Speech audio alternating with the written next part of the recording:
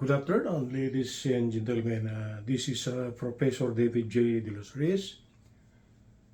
The date for today is July 24, 2024, and the time is around 3:38 p.m. Okay, my topic for this afternoon will be a long video format topic, and this is a continuation of my long video format topic, Analytic Geometry. And I am now on lesson number 11. Okay, let's proceed. Our topic for this afternoon will be Analytic Geometry, lesson number 11. We just finished the last time around lesson number 10. I think that was the last problem that involves a straight line. So we are now through with straight line. So for this afternoon, we will be starting with conic sections. And the first conic section that we will be discussing is actually a parabola. Okay? So the title of the topic for this afternoon will be Analytic Geometry lesson number 11. There are so many variations under parabola, so we'll take it easy, okay? We'll take it one at a time. The first topic under parabola that I will be discussing will be parabola, in which the vertex is actually at 0, 0, meaning it is at the origin. And the axis of that parabola is actually the y-axis. Because there are two variations for the axis of a parabola. That is, if the axis is the y-axis, that's the first variation. If the axis is actually parallel with the respect to the x-axis, that will be another variation. But for this afternoon, we will be discussing a parabola in which the vertex will be at 0, 0, and the axis is actually the y-axis. Okay? I am very strict on this one because the vertex should be at 0, 0, and the axis will be the y-axis. That is for lesson number 11. Okay? So I place it here under lesson number 11. For this variation of a parabola, I termed this one as case number 1, meaning opening upwards, and the axis is the y-axis, meaning the parabola is open upwards, the axis is the y-axis, and the vertex is actually at 0, 0. So at least we now know how a parabola with vertex at 0, 0, opening upwards, and which the axis is actually the y-axis. Okay? Let's try to bring out the equation of this one. The equation of this parabola here, it was originally given, but later on we could proceed with how it came out to be x squared equal to 4py. For case number 1, for this type of parabola, the equation is actually x squared is equal to 4py. Oh, it is something like this.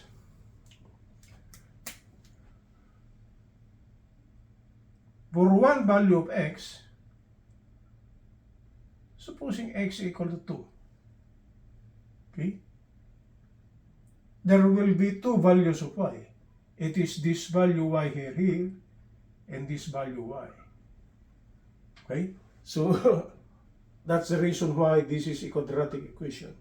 For one value of y, there will be two values of x, meaning there will be a value of x for both the left and right. That is for case number 1.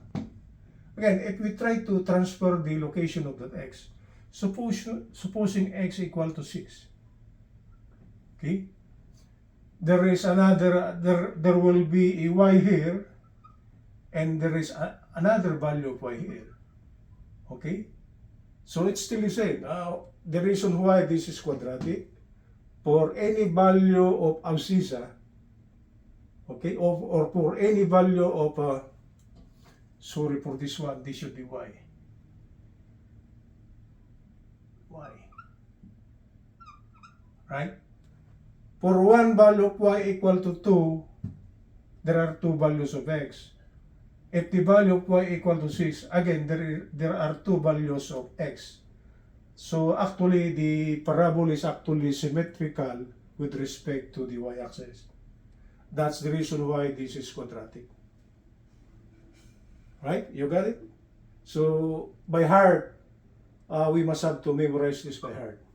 That is the equation of a parabola with vertex at 0, 0, in which the axis is actually coincides with the y-axis and it opens upward.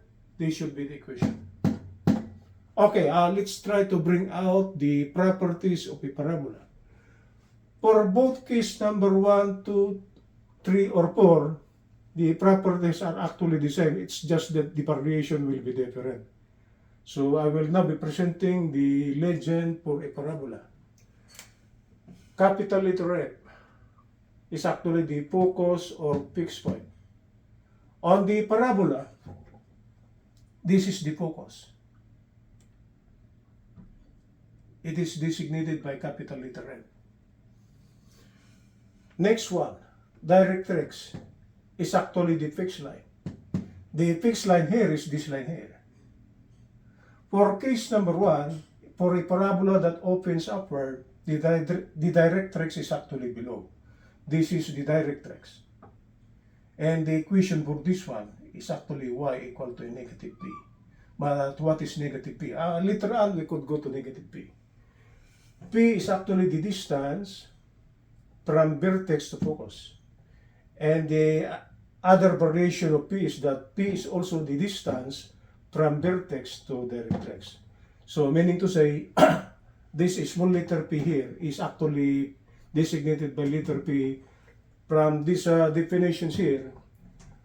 The distance from vertex to focus is P, right? And the distance from vertex to directrix is also P. So this is P and this is P. Okay. Capital letter B represents the vertex. So in here, if we try to represent the coordinates of the vertex, this is a capital letter B, okay? And the coordinates will be at 0, 0. That is for lesson number 11.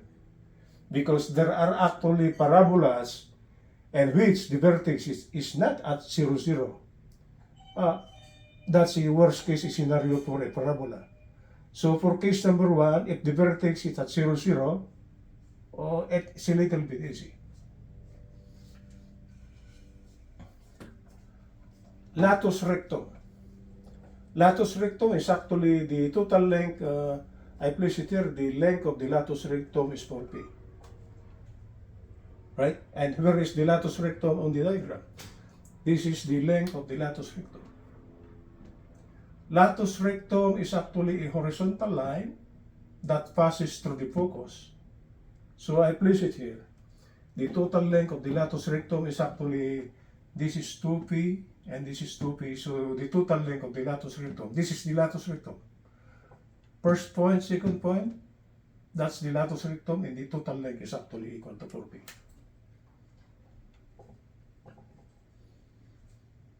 Okay? I think those are all the properties of parabola in which it's a must that we should know for us to study what is a parabola.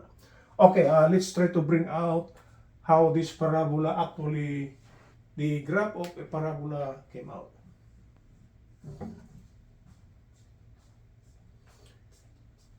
By definition, a parabola is actually a path of a graph in which its distance from a fixed point, which is represented by capital letter F, and from a fixed line, should be the same at any given point. Let's try this point here. This is the focus, and this is the directrix, right? So at this point here, according to the definition, okay, the distance of this point here, okay, with respect to the focus and the directrix should be the same.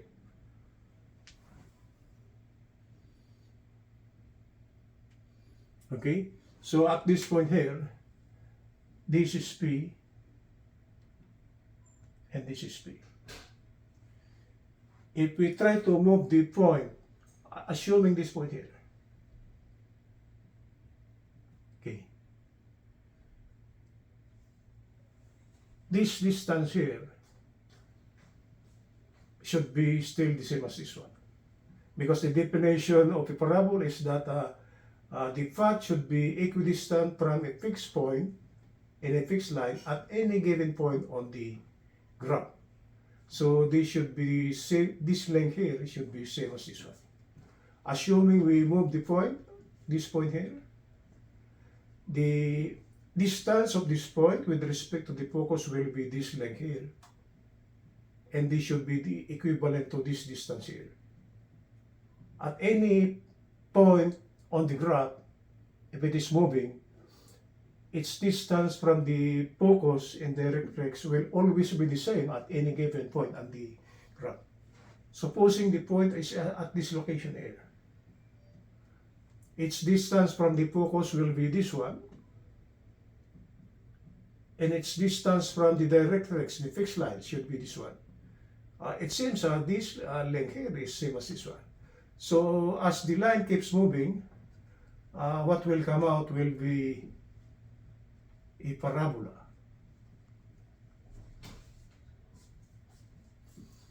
That's where the parabola graph emanates. At any point on the graph, its distance from the focus and directrix are always the same. And what will come out will be a graph of a parabola. And the equation for case number 1 is actually x squared is equal to 4py. Okay, as easy as that one. So that's the parabola for lesson number 11.